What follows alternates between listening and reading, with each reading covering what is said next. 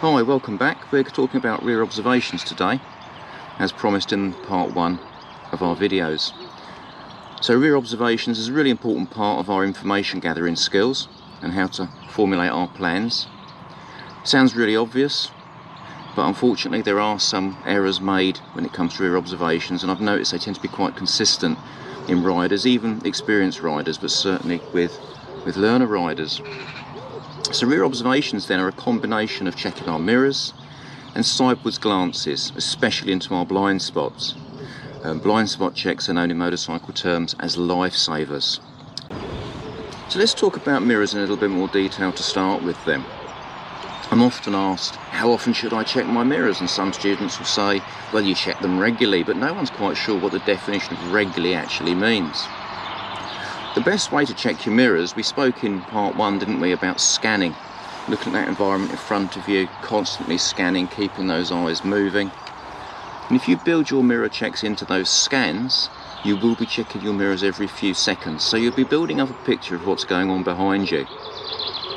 Now the advantage of that is you're not losing touch with what's going on around you all the time. And when you do, or if you do lose touch with what's going on around you, to the sides and behind you, that's when you become very vulnerable, because a lot of our hazards do come at us from behind or from the sides. We must check our mirrors before we do anything. So if we intend to accelerate or slow down, brake, or move direction slightly to the left, slightly to the right, do a turn, whatever it is we want to do, we must check our mirrors first. And the reason for that is we need the information so that we actually can do what we want to do. Just because we want to do it doesn't mean we can. We may have an adverse effect on another road user if we take that course of action, or another road user may have an adverse effect on us. So rear observations need to be done in good time, and we always need to make sure that we've got enough information that we can change our mind. Just because you want to turn right at the next junction doesn't mean you can, doesn't mean it will be safe to do so. Now, if you've not ridden a motorcycle before, you might be surprised at how poor motorcycle mirrors first appear, especially after a car. And some bikes are better than others. I've ridden touring motorcycles for most of my biking life, and the bike I'm riding today, the BMW R1200 RT, I think has pretty good mirrors, and these ones actually sit a little bit below the handlebars, so I have to look down to observe into those mirrors. The Kawasaki I've been riding previously, the mirrors are further up. They're nice and wide, so I get good views, but some mirrors vibrate terribly, they're quite small, and you may just see a lot of your sleeve in the mirror. And you can get extension pieces for those to bring them out a little bit more, so you do get a better rearward view if you need it. And sometimes you can get an aftermarket mirror which is maybe larger, so you've got to make sure it suits you for what you intend to do. Now, in part 1 we did speak about using a system to drive or ride. Learners using OSM PSL, rear ob, signal, manoeuvre, position, speed, look. And the car drivers among you will remember that you're always taught mirror, signal, manoeuvre. Now as motorcycle trainers we can't teach you mirror, signal, manoeuvre, even though you are actually going to be doing mirror, signal, manoeuvre quite a lot. And the reason behind that is motorcycles in the UK are not legally required to be fitted with mirrors. So we couldn't expect you to follow a system that said mirror, signal, manoeuvre, when it was quite conceivable you may be riding a machine that didn't have them. And that's why we talk about rear obs, signal, manoeuvre, rather than mirror, signal, manoeuvre. If you're in training, you're going to have mirrors on your bike. Okay, so we're now going to talk about lifesavers in a little bit more detail. Now when it comes to lifesavers, there's some subtle differences potentially between students that are training for test and CBT and those who are training for advanced work and who are more experienced as motorcyclists. Because if you're coming up for your test, there's certain lifesavers that you must do, generally speaking. Whereas as an advanced motorcyclist or more experienced motorcyclist, what we would generally say is that every manoeuvre requires consideration of a lifesaver, but it doesn't necessarily mean you're going to use one. Now that's true as well for learners, but in certain circumstances those learners are expected to do lifesavers as a matter of course, and that's because there's certain areas that are particularly high risk, and at that stage of training we want the rider to be aware and we want them to be safe and to demonstrate that they can be aware of those issues. So our blind spot extends roughly from about our shoulder to about there to where our mirror takes over. So when we come back to here, our peripheral vision cuts in for our forward vision. When we reach about this area here, we lose that peripheral vision and our mirrors aren't taking that in at all. If I bring my arms back to about there, I can now just see my hands coming into my mirrors. So what is a lifesaver? Well, we've already said it is a blind spot check. And generally speaking, is a glance into the blind spot to the left or to the right, which is normally in the direction of the turn, if you are in fact making a turn. So it's purely chin to shoulder. The lifesaver should be long enough that you get enough information in to make a decision that you are safe or not, and it shouldn't be any longer. But what it also shouldn't be is very, very quick. So we've looked, but we haven't actually seen anything. And I see this a lot with new motorcyclists. They'll do a lifesaver like this, but they haven't seen anything. And sometimes that rapid movement can move the bike about in a way that's unhelpful. When we do a lifesaver, I always recommend asking yourself a question and answering it before you commit to the manoeuvre. So in other words, if I was going to turn right here, I would say, is it safe? Yes, it is. And then I could turn. Or, is it safe? No, it's not. And then I'd have to have enough time, enough road to change my mind and do something else. So another common fault I see in new riders is they'll put a lifesaver in and start to turn straight away. And unfortunately, if the brain hasn't registered what you've seen and there is a problem or you need to react, you've run out of time. Similarly, if we do the lifesaver very early, it's of no real benefit, because by the time you get to time to do your manoeuvre, you need to do it again because your information's old. So it's a very fine balance. And even with lifesavers that we expect to be done, there's always times when you can't do a lifesaver, because whatever's happening in front of you is so safety critical that to look over your shoulder at that moment in time would be potentially dangerous. I don't want you looking over your shoulder when you've got to be looking up the road. And that's why if you've been good on your mirrors, it's less of a problem, because you know what's going on around you. So with a learner motorcycle then, we would generally only expect a chin to shoulder look.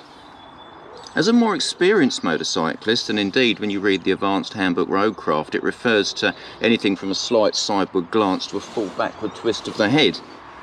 The problem with a newer inexperienced rider is if they try and do a full backward twist of the head, they are likely, especially if they're tense around here, they are likely to turn the handlebars at the same time, which means the bike will become involuntarily moving across where it shouldn't be. So we do need to be relaxed in the upper body, which we should always be when we're riding anyway. And then if we turn our head gently at the appropriate time, the bike stays perfectly under control. Now I'm quite fortunate that when I ride touring motorcycles I don't get too much of a breeze at high speeds. And on dual carriageways, if you're riding a naked bike or a bike with a very small fairing, when you turn your head like that, the wind blast is quite colossal. So what I would do when riding a more naked bike like that is I would sort of get ready, I'd brace myself, and I would tuck my head in and check like that. And I do that fairly promptly, because that way I can check my blind spot without getting potentially like feeling like my head's going to get blown off my bike. And that's a bit of a shock to some people when they first start riding on a naked bike, because most school bikes are naked. 70 mile an hour on a dual carriageway, and it's like whoosh, and the head goes like that. So they're a little bit taken aback by that. So two different ways of doing it. As long as that area is checked and you're certain it's safe, that's what we're aiming for. So the phrase we use in the industry is effective rear observations. Have the observations that you've taken been effective for the circumstances? And that's what is important. So generally speaking, the mirrors will get checked, the lifesaver will go in if required, and then you can decide. So one of the other issues we have with lifesavers, and I see it a lot in new riders, is that when they do a lifesaver, they tend to look at the floor there. That's not useful. Remember where your blind spot actually is, and of course the further away it goes, the larger it gets. There is a very tiny blind spot directly behind your back, but generally speaking, it doesn't cause you too much of an issue. But the ones to the left and the right, they certainly can cause you an issue. And we don't want any problems there. So effective use of a lifesaver is important. And one of the other questions I get asked is, can I do too many lifesavers? If I just do loads, surely I'll pass my test. Not necessarily so. Too many lifesavers can unsettle the bike if your head's always spinning around. And if you're constantly looking over your shoulders, you're not looking at the road ahead, you're not looking where you're going. So timing of a lifesaver can be safety critical. So if you have a good understanding of your craft and what you're doing, you won't have a problem. It's worth saying that when considering to use a lifesaver or not, certain factors come into play. So if I've been travelling at the speed limit or near the speed limit on faster roads, I've been checking my mirrors regularly, I'm only going to move the motorcycle a small degree to the left or to the right, chances are my mirrors are sufficient for the job. When I'm in town, in an urban area, I've been travelling slowly, there's potential for pedal cyclists or other motorcyclists to filter, come alongside me, on dual carriageways, where someone can easily get along into your blind spot. Anywhere where it's very, very easy for someone to get unnoticed in your blind spot, or if you're going to cross a lane maybe from a turning, or change direction to quite a large degree, then the lifesaver becomes more of a priority. And ultimately, training, experience, and your understanding of the road second by second will decide whether you're going to use one or not. We normally say, if in doubt, leave it out. But when it comes to lifesavers, if in doubt, put one in. At least you've covered all your bases, providing it's not distracting you from what's going on ahead. So what we'll do now then, we'll go out on the road and we'll look at some lifesavers in practice, in real life situations. Be aware that certain advanced motorcyclists or experienced motorcyclists may consider a lifesaver and decide it is not necessarily because their mirror checks have been sufficient, whereas a learner motorcyclist may need to demonstrate their competence.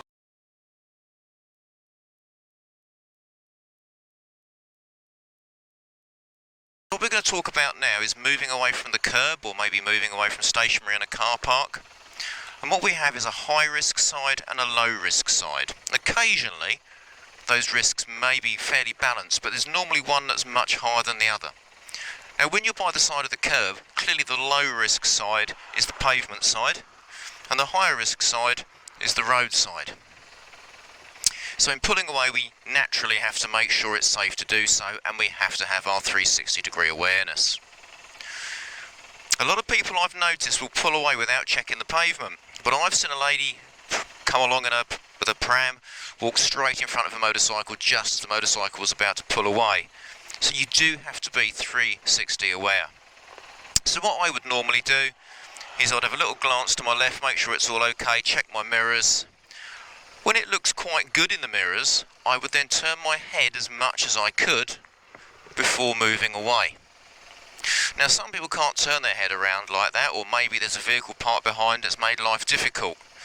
In which case you've got a choice. You either move the motorcycle out a little bit to get a better view, or maybe you take your hand off the handlebar and you place it to the rear of the machine so you get a better look up the end of the road. And I know a lot of instructors do teach that for the U-turn. Having said that, by the time it takes you to get your hand back, get your throttle on and get ready to go, if you're a little bit uncertain, if it takes you a bit of time, the information may be old and you may need to retake your rear observations. Just remember that the naked eye looking up the road judges speed and distance much more accurately than it does by looking in the mirror. That's another reason why the naked eye view before pulling away from a curb is a really helpful way to do it. And when it's safe, we get to the front and we get on with it. So one area that we do need to be very careful of is when we're travelling along slowly in a congested area. So I keep my mirrors checked very regularly. I want to know who's coming up behind me. And what I have seen a lot as a common mistake is that the lights will change, the vehicles ahead will move, and people just ride off without checking behind them. And that's a recipe for disaster, because you've only got to have someone come up in your blind spot or a pedal cyclist cut across in front of you and you'll end up having a collision. So in an urban area, you've got to be hyper vigilant when you're slowing that right down, or you've come to a complete stop in the middle of the carriageway. 360 awareness every time before you move away. So that could be you're stopped at traffic lights, could be stopped in a traffic queue. But as we said earlier on, you don't want to be putting those lifesavers in when you're emerging from a junction or trying to get onto a roundabout, because there isn't time.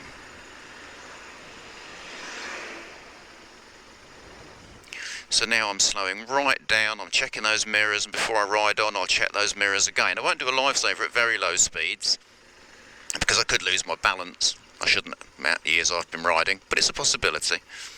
So we come to a gentle stop for the traffic lights. Now, I know when those lights change and I can see when the vehicles move, so I check my mirrors, and what I could do is I just check my blind spots to both sides, recheck the mirrors, and that way I'm absolutely certain it's safe for me to pull away.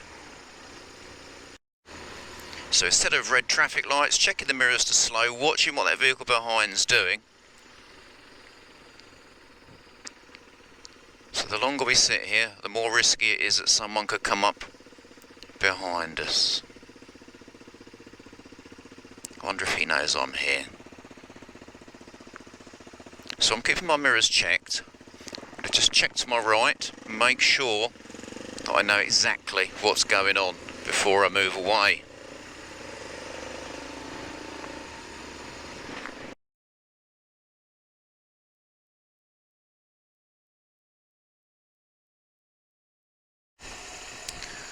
So we're going to talk about emerging now from a minor road onto a major road.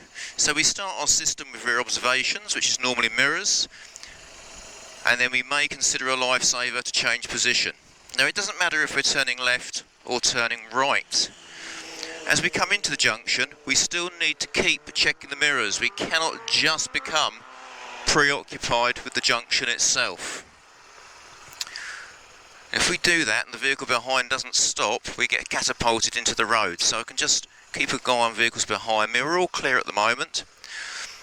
Now, one of the mistakes I see made a lot by learner riders is they'll get themselves all ready, they'll think it's time to go, and then what they do is they will put a right lifesaver in, a left lifesaver in, and then try and emerge, by which time there's another car coming. That's unnecessary and not helpful. If I'm looking up and down the road correctly at this junction, I'm already checking my blind spots with my peripheral vision. It gives me all the information I need.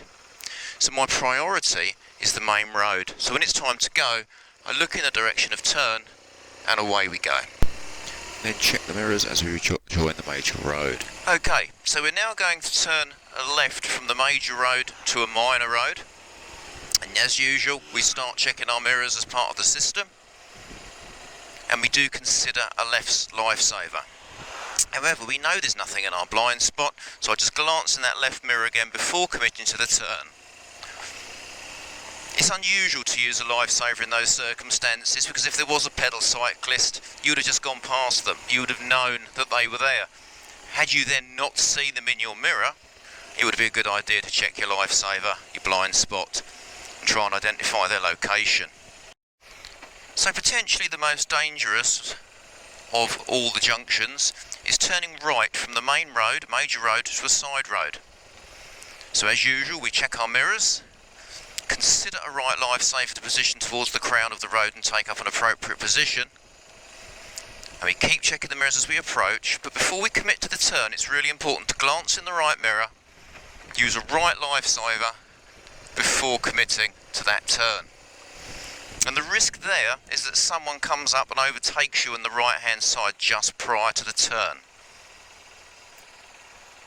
That lifesaver is expected for all CBT and test students.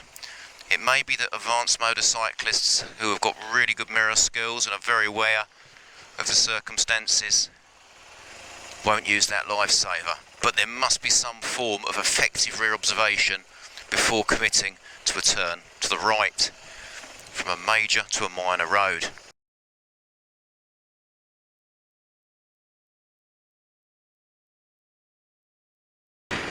So checking the mirrors for a change of speed limit then, just being aware of the motorcycle behind me. Now I intend to use lane 1, the left-hand lane, and to follow the road ahead at the roundabout. Now I'm going to do these roundabouts as per the highway code, as per test training, not as an advanced training. So I'm going to follow the contour of the roundabout, observing lane discipline. So checking the mirrors on the approach. Motorcyclist now in lane 2. So as I follow this roundabout around, halfway through, is it safe to exit? Lifesaver. And then we leave the roundabout safely. So when we're looking at roundabouts, where do our lifesavers go in? Well, they always go into the area of highest risk. And that area of highest risk is the widest area of tarmac. So what we had there was a wide expanse of tarmac. That's where the lifesaver looks towards. So I'm going to change lane now because I'm going to turn right at this roundabout. So it's mirror, lifesaver, signal, manoeuvre. Now in reality it doesn't matter if you signal and then do your lifesaver, or do your observations, your lifesaver and then signal. But it's easier. Because if you can't make the manoeuvre because of a vehicle in your blind spot, why bother signalling? And sometimes that creates a little bit of uncertainty between the two road users and makes life harder. Okay, so turning right here then, just good all round observations. And there's 2 lanes, but it doesn't matter if there's 2 lanes or 1, I'm still going to put in a left lifesaver to make sure it's safe for me to leave that roundabout. And just keeping myself aware of the traffic, observing the roundabout, the lanes, thinking about the discipline, what other road users might be doing. I'm just going to keep well back from that van. There's an escape route to the left if I need it. Skoda's slowing, and this is it. I've got to keep my eyes on those mirrors. Okay, rear obs, I'm aware, 360 aware before I move away. Assessing the roundabout and looking right across. And so the lifesaver goes in now. Can I leave the roundabout? Yes, I can. Okay. And if the answer was no, I can't, then I go around the roundabout and try again. I don't try and force the issue. If it's not safe, it's not safe. So I'm slowing here. Now, where's that white Skoda? A little bit worried about him, so I'm going to... Yeah, he has reacted. That's good. Not a great view.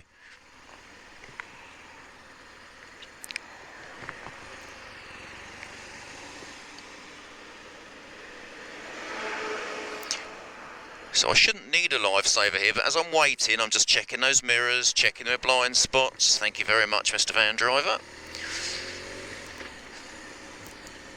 When you're waiting to turn or you're stuck in traffic, you should never go to sleep. You should be incredibly aware of what's going on around you. You're a sitting target when you're stationary. No lifesavers on the approach, although I consider a lifesaver to the left here, but there's no one behind me. Just being aware of what's around me. Now I'm going to put a left lifesaver in here, and that gives me the heads up, if you like, to leave the roundabout safely. So we're checking the mirrors on the approach, keeping those mirrors checked. What's that car doing behind me?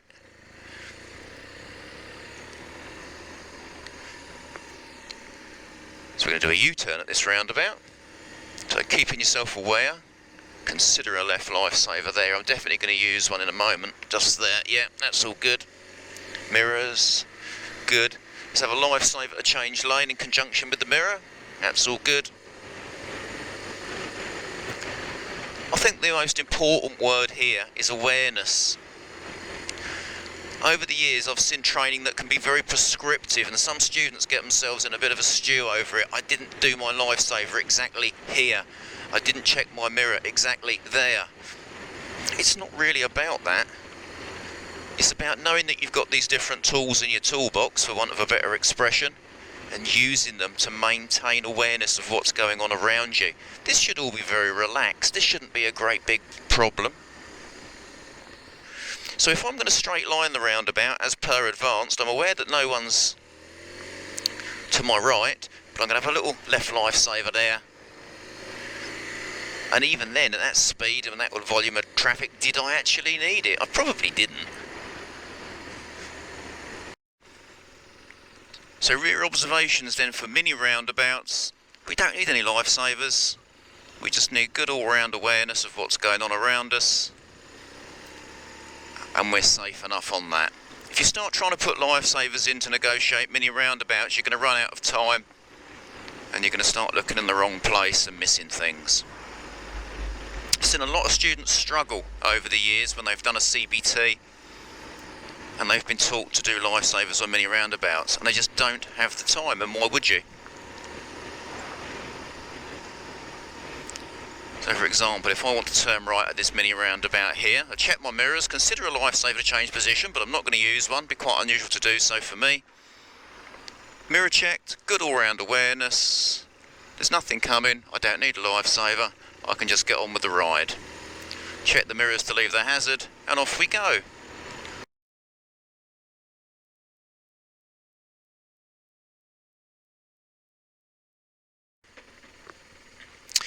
So what I tend to see a lot in training is as we approach a series of parked cars, the student has to do a lifesaver, and then he comes out. Now the problem with that is, it's got a couple of tons of parked metal there. A lot of students do lifesavers late. So let's move up to the parked car. So if you imagine, it's difficult probably to tell on the camera because of the lens, but I'm about a car and a bit's length away from that car. I see students do lifesavers about here. If you put a lifesaver in and couldn't go past the parked car, what are you going to do at 30 mile an hour? Because you're not stopping. So you've got a choice, you hit the parked car or you pull out and get hit by the person who's overtaking you. And that's why checking the mirrors regularly is important, and that's why if you are going to do a lifesaver, do it early enough that you can change your mind. The other thing I've seen with some very new riders is that they get quite close to the parked vehicle and then they put the lifesaver in. If they failed to move out, they would hit the corner of that parked car. Right, let's ride on. So as I say, I'm not a lover of lifesavers to go around parked cars. They have their place on occasions. And if you're going to do it in good time, so you've got time to react. Okay, so if we're ever considering an overtake, we need to be checking our mirrors regularly, but we need to make sure we don't use a lifesaver for a high-speed overtake, because we need to keep our eyes well up the road ahead of us. So with overtaking, we're planning all the time and regularly updating those mirrors. So I'm not saying that I will overtake this vehicle in front, but if the opportunity arises, it'll need to be fairly prompt. So I haven't got time to look over my shoulder, because that would be potentially dangerous. So by keeping those mirrors updated, I know that I've currently got nobody behind me, so if I can overtake, I will immediately be able to do so because I'm safe to do it. Yet again, there's still no one behind me. Just moving up for the view a little bit more. No one behind me, so if I need to go I can. No one behind me, final check.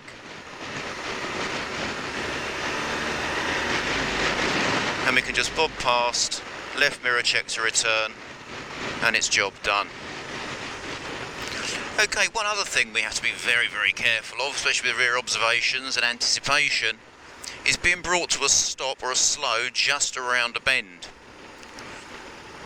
Now, local knowledge tells me that normally there's parked cars around this bend. I've got a BMW behind me who's been pretty keen by the looks of it, so I'm a little bit wary of him, keeping a good eye on him. If you were to be brought to a stop like this on the bend, unfortunately we've got a bit of a view, but the tighter to the bend you are, the worse it is. The more chance you've got of being rammed from behind. It's something to bear in mind, but it's another reason why you have to be so vigilant with your rear observations. I remember years ago where there was a set of roadworks just around a bend over a humpback bridge. There was a nice traffic queue. Car came round the bend over the bridge at high speed, hadn't taken any notice of the warning signs for the roadworks and went straight in the back of the traffic queue. If you're the tail ender on that traffic queue, you're going to suffer. So your awareness of what could happen is going to give you the chance to be able to react.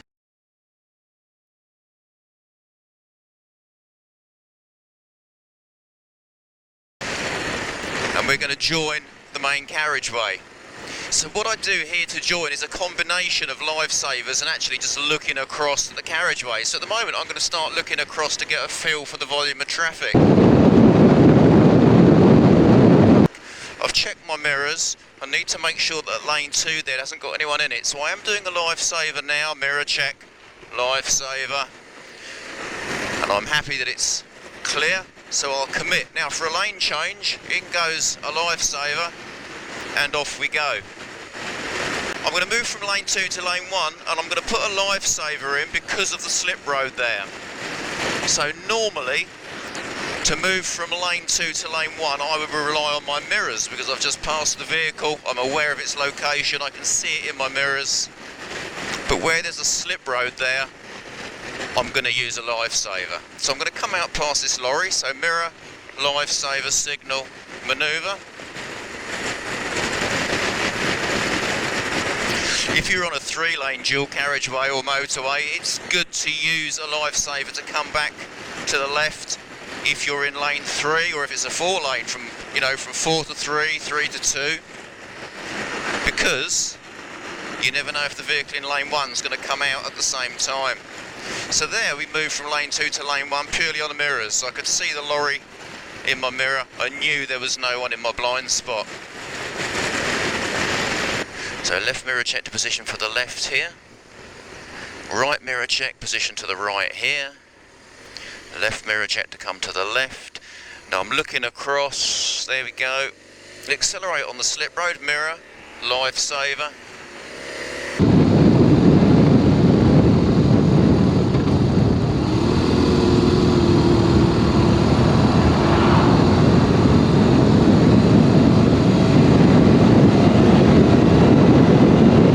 Lifesaver. But to come back into lane 1, mirrors, there's the blue Skoda. I'm quite happy. Back in we come. Now the advanced handbook will often say that when changing direction, when changing lane at high speeds, it is better to use just your mirrors. Because if for any reason you do a lifesaver and the bike moves involuntarily because you haven't done it well, you're going to travel pretty quickly to where you don't want to be, towards a central reservation for example. But the problem these days is, we know in reality that people speed. And so I'm doing 70 down here, I'm easily going to get people in my blind spot. So what I like to do, even at 70 mile an hour, I'll make sure the bike's rock steady, I'll put the lifesaver in before I change lane. Okay, so we're just leaving the dual carriageway. We don't need a lifesaver to leave a dual carriageway, we just need to be good on our mirrors.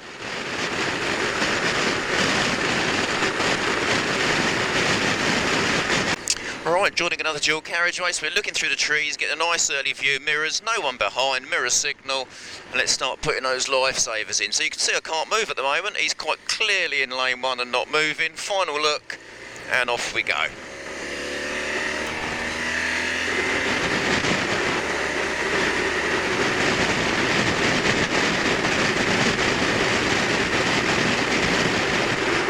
And of course, when I said he's clearly not moving, neither is he legally required to move. It's his right of way. I've got to give way to him. He's on the major road, I'm not.